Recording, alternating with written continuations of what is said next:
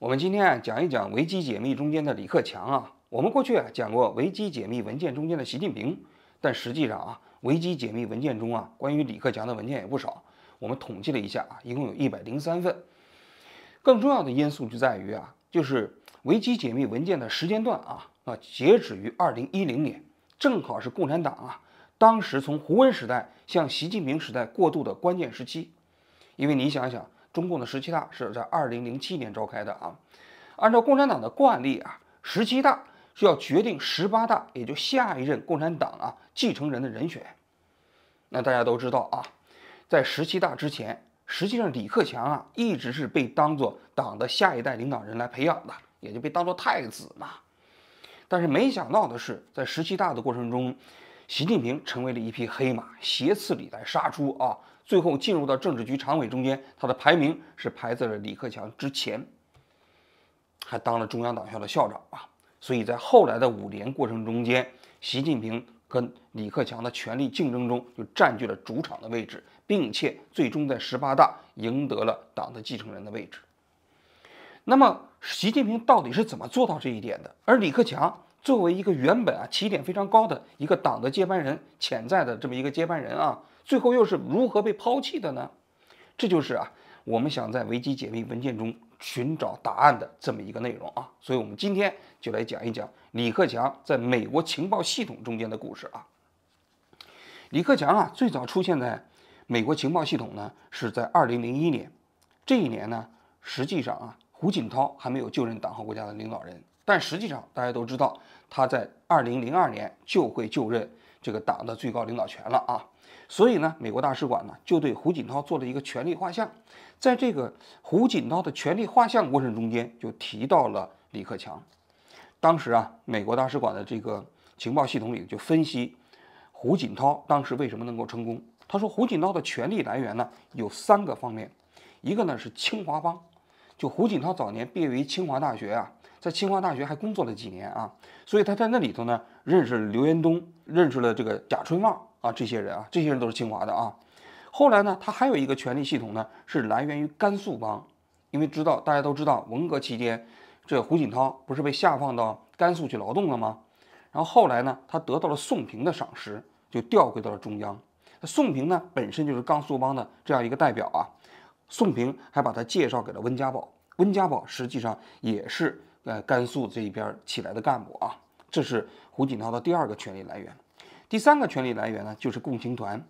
他在共青团里头他就提到说，胡锦涛在共青团里头呢认识了2个人，一个是李克强，一个是宋德福。宋德福后来当了福建省的省委书记而李克强他就讲到了他是私人关系非常好。而李克强跟胡锦涛确实是在团中央认识的大家都知道李克强原先是北京大学的学生嘛，法学院的学生嘛。1982年他毕业的时候还曾经想到美国留学，后来呢学校的校长劝他不要去美国留学，就留在学校，就担任了北京大学的团委书记。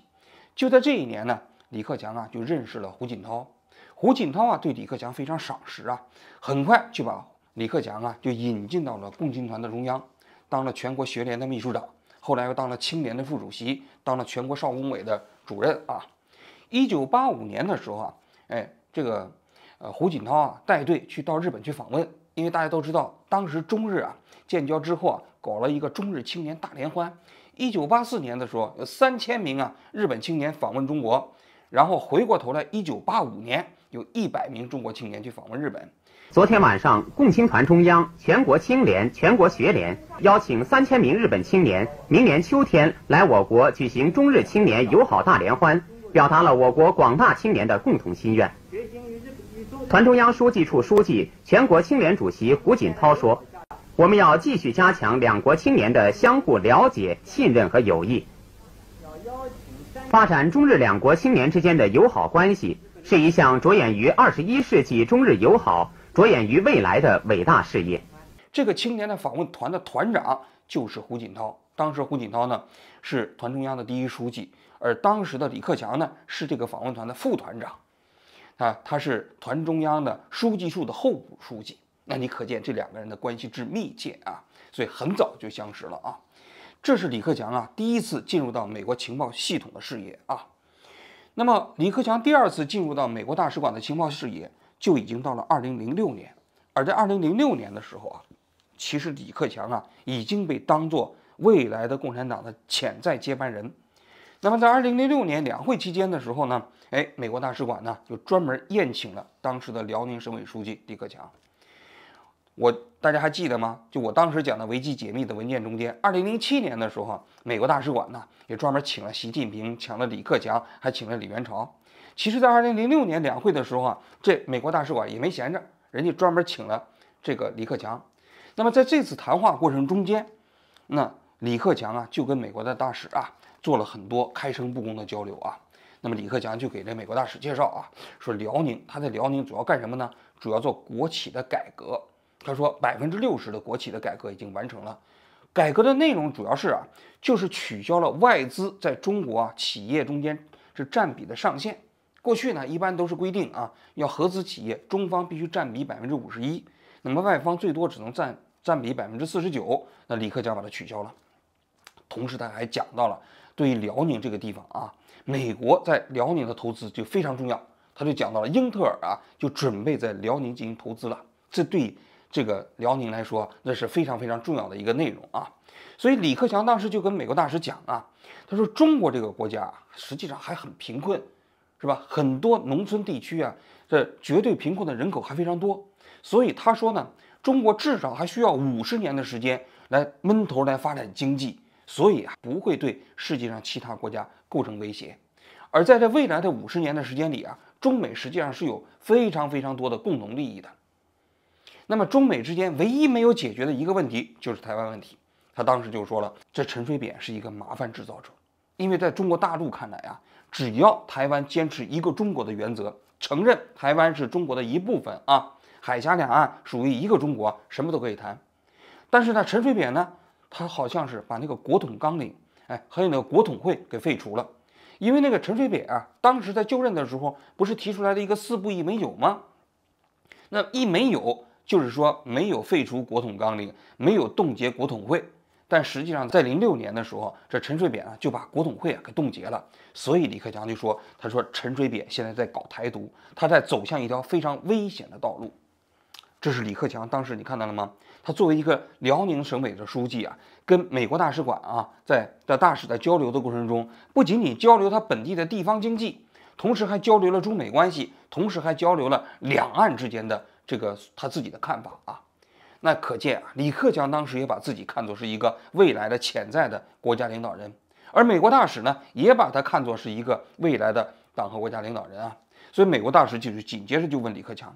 就说那在丹东有一个抗美援朝的纪念馆，这抗美援朝的纪念馆里头就说当时朝鲜战争的时候，美国用化学武器。他说这个情报是当时苏联人造谣，我们美国人当时打朝鲜战争的时候根本没有用过化学武器，你怎么看这个问题就给李克强制造了一个难题。李克强当时表现还是比较从容的他就说，他说历史问题还是交给历史学家历史学者去解决吧。我们中国人呢，对你们美国当年在2战时期给我们的这种援助那是非常感谢的。如果美国没有对2战时期对中国的援助，那中国当时实际上后方是坚持不了的。所以呢，要往前看。你看李克强当时人家这回答的还挺得体而且当时呢，就是美国大使还注意到一个细节，就在这一年就李克强在丹东的时候还跟朝鲜的这个国家领导人金正日还见了一面，他就问了这个细节。李克强就说当时就金正日路过丹东，他呢赶到那个现场呢，跟金正日寒暄了几分钟，握了握手。那你要知道，金正日当时也不会轻易见一个地方首长所以李克强当时见金正日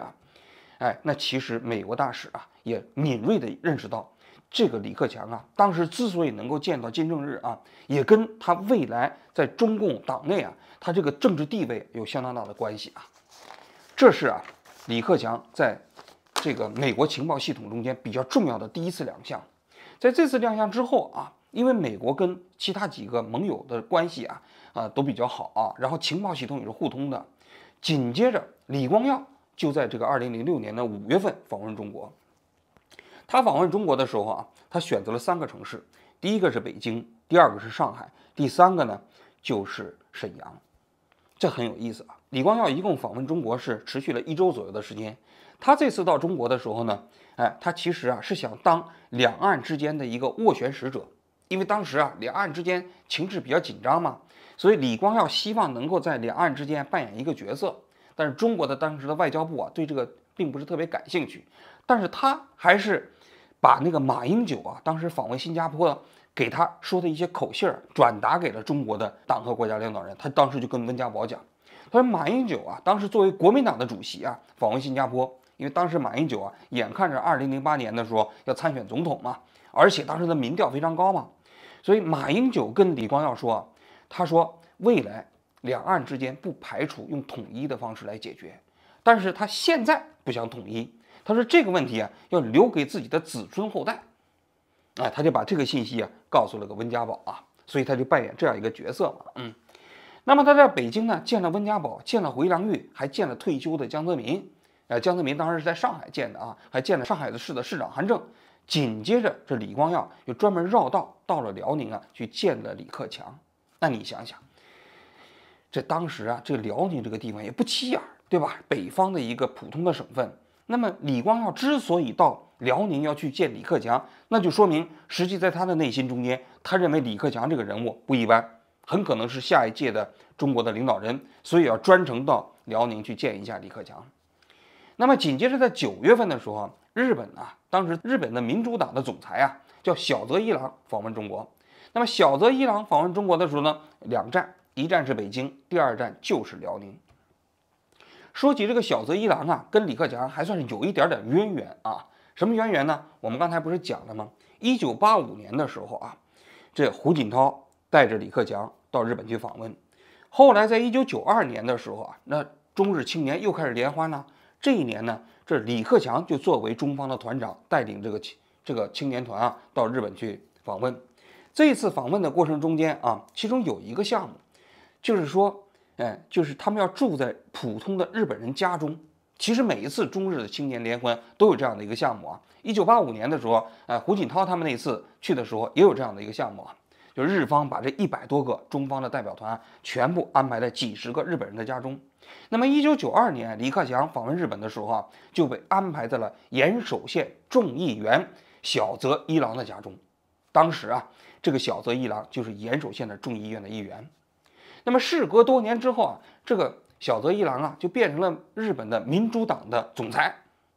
民主党的秘书长，是吧？那么李克强呢，这时候已经变成了辽宁省的省委书记嘛。所以这小泽一郎访问中国的时候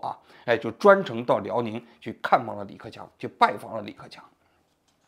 那么再过一些年也就是2007年，那么习近平访问日本的时候他不是想见天皇吗？想见天皇的时候，宫内厅就以没有提前1个月预约的理由就把这拒绝了。这个时候又是小泽一郎出面说服了宫内厅，因为这个时候民主党已经执政了嘛，他作为民主党的秘书长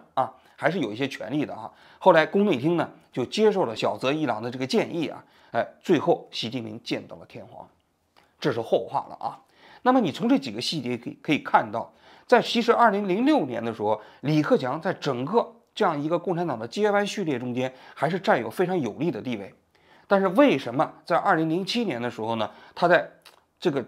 权力斗争过程中间就突然落败了呢？这里还要讲一个背景实际上在2006年左右的时候共产党内部确实有一股这个党内民主改革的这么一个潮流。那你想想，胡温这2个人都是团派出身，而团派在共产党内部一般来说是比较开明的，他们自己呢也比较愿意推进共产党党内的民主。后来在2009年的时候美国大使就见到了共产党内部有一个比较重要的人物，这个人叫郁可平。郁可平是中央编译局的副局长当时盛传他是胡锦涛的文胆。这个人呢他后来大学毕业以后呢，就到美国杜克大学做过访问学者，又在德国的一个大学做过访问学者回国之后呢，就做了中央编译局的副局长。这个中央编译局是中国共产党自己内部的一个智库早年它主要是翻译一些马恩列斯的原著，但还有一个非常重要的功能是搞一些比较研究，比如说研究国外的政治制度不同国家的共产党的类型啊、执政的一个模式啊等等啊。所以中央编译局啊是相当重要的。这于可平呢就被称之为是胡锦涛的文胆。那么美国大使啊当时啊也就认识到这个于可平这个人非常重要啊，于是呢在某一次的时间里啊，他就请这个于可平，也包括中央编译局的一些所长，共同吃了一次午餐，也就了解啊这个所谓的于可平他们党内的这些改革派到底对共产党未来啊这个民主化的改革是一个什么样的看法啊。这于可平啊，跟美国大使啊吃饭的过程中也算是知无不言啊。首先他自己认为他不是胡锦涛的文胆啊，他说他跟胡锦涛之间的接触啊，都是一些制度性的，而不是个人性的啊。但是他在关于共产党改革的问题上啊，他实际上说的是没有保留的。他认为啊，中国共产党啊，他说实际上跟过去的30年已经发生了天翻地覆的变化。什么变化呢？他说这么几个方面。他说第一，共产党最高权力所有者的权力更替已经形成了一个惯例，形成了一个制度，一个人只能干10年嘛，连任2届嘛。他说第二，他说中央委员也包括政治局委员啊，在产生的过程中有一个协商民主制，他说并不是简单的一个人就可以决定的啊。说第3个方面，司法立法方面呢，也在逐渐的搞职业化。当然他没有说就搞这个司法独立啊。他说，在中共的体系下，你现在搞司法独立是不现实的，但是司法和立法机构的职业化，这是眼看到的一个非常重要的变化啊。说起于可平啊，我们还要补充一个背景啊，就在2006年的时候，《北京日报》就当时发了一篇文章，这篇文章啊就是于可平写的啊，这篇文章名字叫做《民主是个好东西》。你要知道，《北京日报》啊，那是历来都是一个风向标啊，所以他发于可平的这篇文章，当时就被很多其他新华社啊都纷纷转载，外电也纷纷来解读这篇文章的背景。这篇文章啊，实际上是于可平啊自己写的一本书的一个序言。那这篇文章一共只有1800字啊，但是这篇文章说句心里话，它其实是说明了党内的一些民主化改革的这样的一个开明派，他们怎么理解民主的。所以在这篇文章里头，这个于可平他就讲到，他说民主是个好东西啊，那看对谁来说。他说如果对那些以自己利益为核心的那些官员来讲啊，那民主不是个好东西。他说民主是一个很麻烦的东西，甚至是个坏东西。我们说民主是个好东西啊，是指的是它对整个国家来讲才是一个好东西。所以这个你要分清楚啊。他说虽然说民主是个好东西啊，但是他说啊，民主呢它不是没有代价的。什么代价呢？因为民主呢它会拉长决策内容啊，是吧？有些你不能快速的决策啊，它也不是没有成本的，是吧？有的时候呢，你导致经济发展停滞啊，他说也不是没有代价的，是吧？总而言之，民主有各种各样的问题，但是尽管如此啊，它民主呢是我们现如今能够找到的一个最好的一个制度方式。他还引用了马克思的话啊，他说马克思讲过，他说没有民主就没有社会主义。然后呢，胡锦涛呢也讲过，没有民主就没有中国式的现代化，就没有现代化。所以在中国这样的一个实现现代化的过程中间，必须要实现民主。那么这句话你可以看出来了，那于可平本身对在共产党内部推动民主化的改革，他其实是非常旗帜鲜明的。那美国大使啊，当时就跟他沟通了，是吧？那他怎么来看共产党未来啊这样的一个改革的方式啊？那于可平当时就跟他讲了，他说共产党将来的这样的一个民主化的改革方式，这个方向是不可阻挡的。他讲了3个途径，第一个途径就是从党内逐渐扩展到党外，第二个呢，从基层扩展到上级，第3个方面呢，就是从单一候选人逐渐过渡到多候选人，搞竞争性的选举。他说这是未来共产党改革的一个方向，但他同时又讲了，共产党的改革啊，它是个渐进式的，渐进到一定程度之后有一个突破，它不是那种休克式的这样的一个改革啊。同时啊，跟于可平啊一起跟美国大使吃饭的有一个人呢，叫赖海荣。这赖海荣啊是于可平啊在中央编译局下面的一个下属啊，这个搞马克思主义研究的，搞比较政治研究的。他当时就跟美国大使介绍啊，他说这种半竞争式的选举啊，在中国很多地方已经开始搞起来了，主要集中在是吧这个云南呐，还有重庆啊、四川呐这几个省份都在搞。他说包括有些地方啊，在乡镇一级，甚至包括县一级，这种半竞争式的选举都已经开始搞了。所谓的半竞争式的选举呢，一种叫公推直选，一种叫公推公选，对应的分别是一个政府部门的选举和一个党内部门的选举。就是共产党先酝酿出来一个候选人，然后呢再让你其他的部门来搞一些差额选举，这就是公推直选嘛。所谓公推公选，就是共产党自己的内部搞的这样一个公推的候选人，再让党员来投票选举。所以在他们看来就是整个共产党内部往前改革的方向呢就是如此。但他也同时提到了他说就是共产党的总书记胡锦涛对推动这一系列的改革还是存在着一些犹豫不决。这次会面之后美国大使当时给美国国务院写的报告过程中间就讲到，他说俞可平对整个共产党的改革方向太过乐观了。为什么太过乐观了呢？他说你看共产党最高这样的一个权力机构在这个权力交替的过程中并没有一个完整的制度它只有一些非常虚的这样的一个这个标准，比如说7上8下68岁以下67岁就可以继续再干一届。他说这样的一个制度是非常非常脆弱的。但事实证明俞可平确确实实对整个共产党这个体系他太过乐观了。而美国大使这一套情报体系对中共的这个认识可能还更深刻一些。那么就是俞可平所描述的共产党这样的一个体制改革的过程中，实际上李克强当时在2006年到2007年的时候正在经历着一场危机四伏的局面。中共中央总书记、国家主席、中央军委主席胡锦涛和中共中央政治局常委、国务院副总理李克强专程来到北京地坛医院考察艾滋病防治工作。要战胜艾滋病还是必须要依靠科学技术。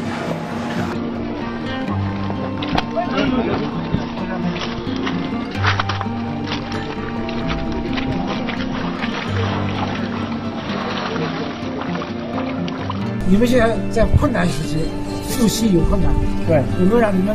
争取能够缓点？可以缓一下，可以吧？可以。你们这个行业很重要，你要知道我们在搞市场经济市场经济什么叫市场经济？市场经济得流通一会儿我接来，你回去立刻给交通部打电话。你给我们交通部为什么就高速公路嘛？对，你为什么是朝令夕改？是。那么你们的收入怎么样？我就想问你们的收入，个人的收入怎么样？和做其他业务的个人收入相比较，差不多。当着行长不敢说这点一定要做到就是做普惠金融的和做这个其他业务的，特别是做大型业务的，你这个考核机制要做调整。我们已经调了，调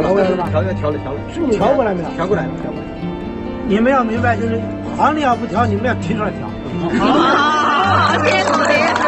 而且为什么要？美国是全球化、贸易自由化的继英国之后最大的受益者，中国现在也是受益者之一。And China is also a big beneficiary from this trend. So we want to work with all other parties in the global community. One of the big beneficiaries from globalization. 你们提出的关切我都回答了，我的唯一对新加坡的关切就是希望你们更多的投资 more investment。如果你们在中国的投资遇到营商环境方面的不公正的待遇，你们可以向我们今天在座的部长们提出来，甚至直接向我投诉。